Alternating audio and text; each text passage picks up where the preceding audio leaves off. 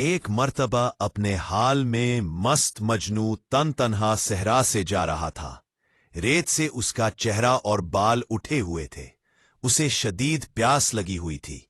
دور اسے ایک آدمی اونٹ پر سوار آتا نظر آیا۔ وہ سوار کی طرف چل پڑا۔ شتر سوار جب قریب پہنچا تو مجنو نے پہچان لیا، یہ نواسہ رسول حضرت امام حسین رضی اللہ تھے۔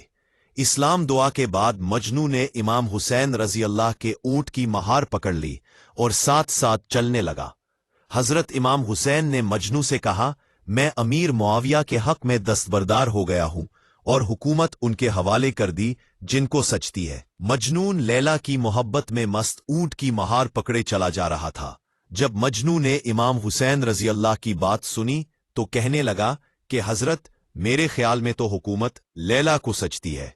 امام حسین رضی اللہ نے فرمایا، انتا مجنو، تو مجنون ہے۔ تب سے اس کا نام قیس کی جگہ مجنو پڑ گیا۔